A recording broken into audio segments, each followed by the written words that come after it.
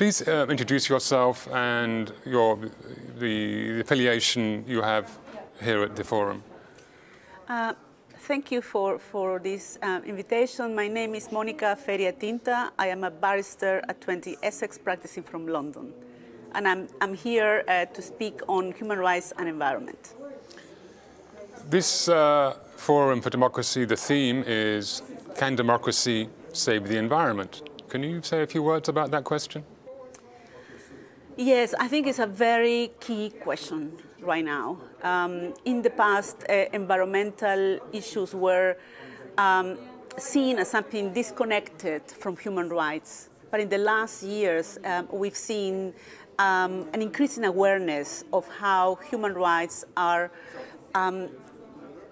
directly connected with our environment, and there is an ongoing recognition of the right to a clean and healthy environment. And I believe that there are issues of participation, of the right to information, and also obviously of, I would say, processes by which individuals can reach accountability from their states when there are environmental issues that affect human rights.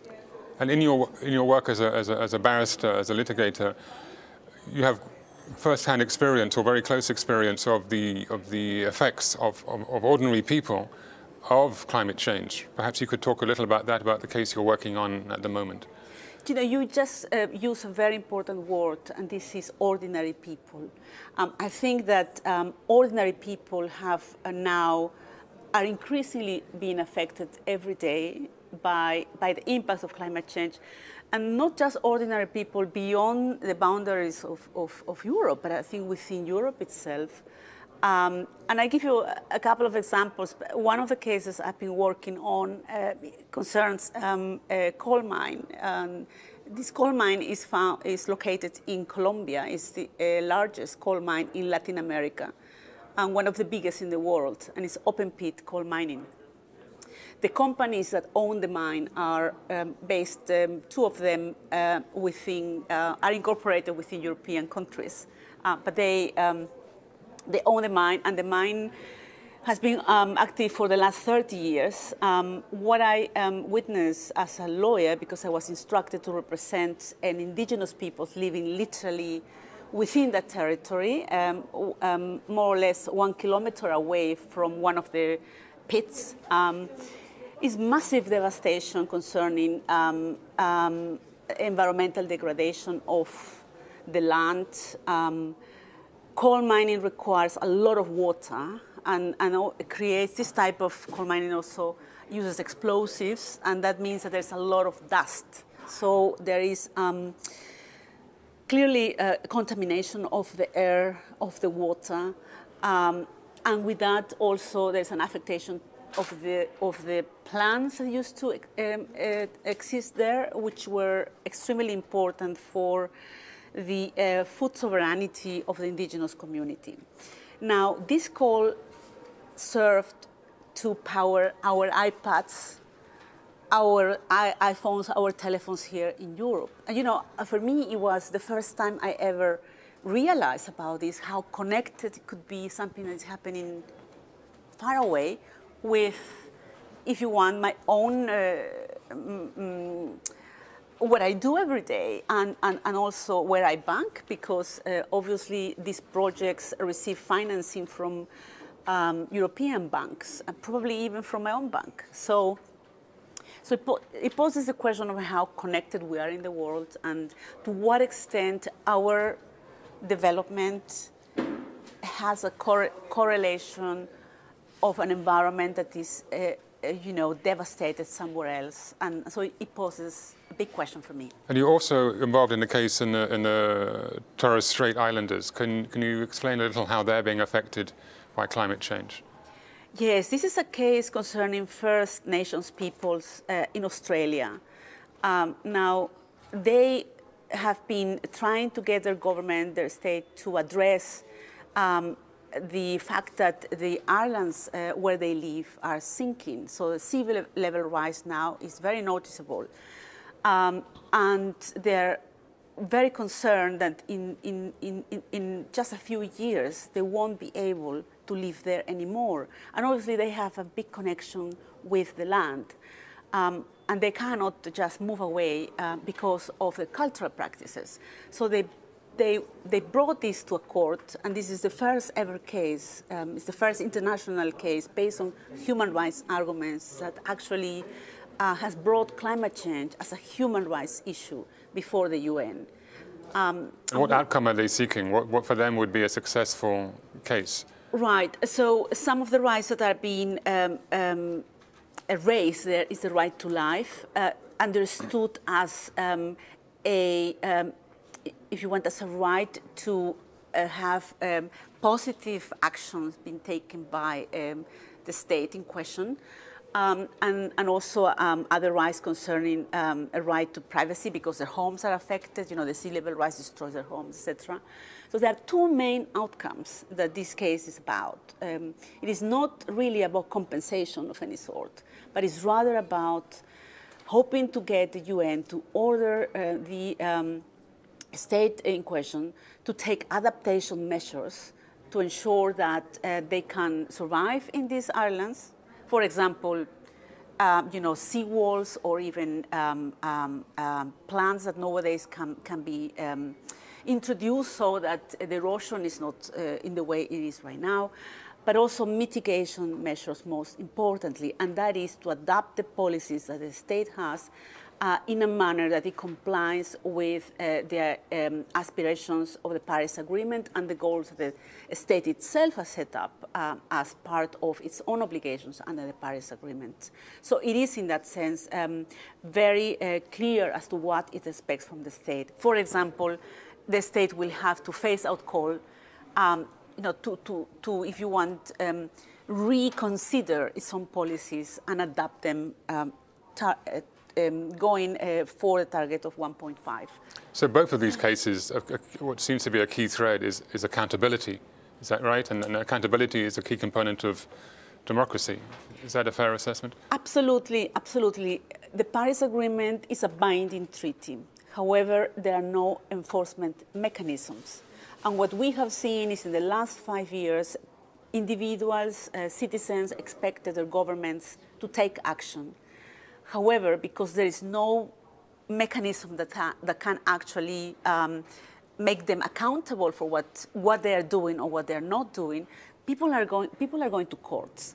And they are going to courts internationally, and they are going to courts at national level. In Europe, right now, the European Court of Human Rights have about already 5 cases on climate change brought by people within Europe. And I think that trend shows the urgency of action on the part of states. And it is accountability is a fundamental aspect of democracy and democratic processes. So since the courts are a key component of any democratic institution, along with executive branches and legislative branches, maybe these look like a clear demonstration of the contribution democracy can make in tackling the problems of climate change and pollution. Sure. To be honest, I think it's disappointing that the states have waited to actually be, sued in courts. I think that this has not been the best. Waiting for that to happen, it has not been the best situation. But even now that cases have been brought, I think states should not even litigate, but should consider seriously, what can they do to settle that case, to take the action required, so that courts don't even need to address this issue, because the states have the power to do that. But definitely, we are going to see a lot of involvement of the ordinary citizen with these issues. And a determination, or a sense of determination, that this is not just a policy issue, but now it is a rights-based issue. And what can be expected from events like this, the World Forum for Democracy, where a lot of people come and talk? What contribution can that make to the greater challenges of getting to net zero, of reducing carbon emissions, of mitigation, of adaptation, of cutting pollution for a better environment, a better planet? I think that there are two important points there. campaigners say that there has been a lot of blah, blah, blah, right? In Glasgow, that was the message of these 100,000 people marching in Glasgow when Greta Thunberg came with the slogan of there's a lot of blah, blah, blah. But I think that in this context, where there is some space where citizens can actually speak to their governments and have the possibility to engage, it's important for creating awareness, but also for translating a message to states and governments that there is an issue of legitimacy and that you cannot continue treating this as something gradual, because people are demanding action now. And unless you deliver, you are going to have people in the streets, and you are going to have people even, being disappointed from courts and then actually just resorting to direct action, which I think shouldn't be necessary for something that is so vital for the existence not just of individuals, but of the states themselves for the future. It's crucial. I don't think there is something more crucial at this point in time than to tackle the current situation concerning climate degradation. And finally, you say you just come back from Glasgow. Did you come back optimistic, depressed, hopeful, or blah, blah, blah? All right. It's a little bit of an ambivalent feeling at the beginning, because,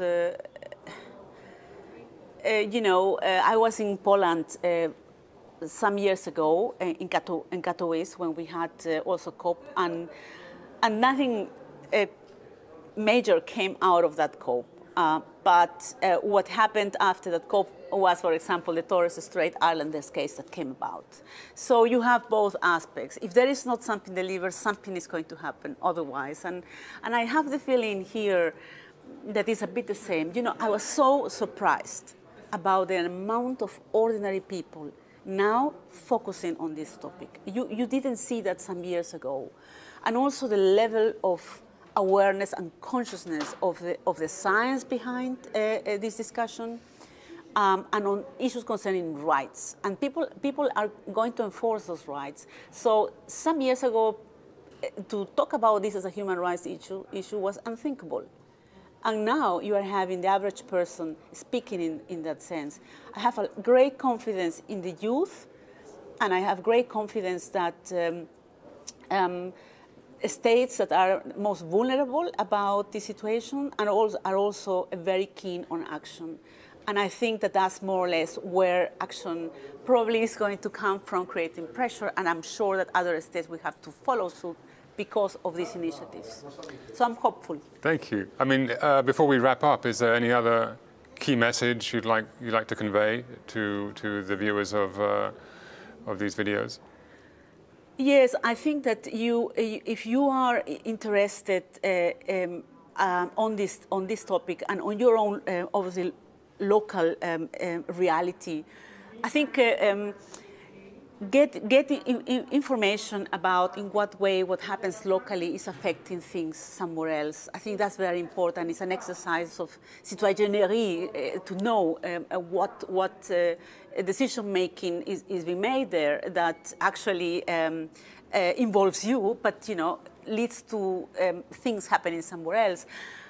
Right now we have forests that are being destroyed. We have the Amazon that is being undermined at a rate that is scary. We have the Congo Basin, which also used to absorb a lot of carbon, and now we are having a very dangerous situation where it may just disappear. And with that, we lose a source that is absorbing carbon, putting everything at risk in other parts of the world. So what are we doing to preserve those places? And those places obviously are undermined and destroyed because of our consumer habits, because of the amount of meat we eat, because of certainly the Amazon.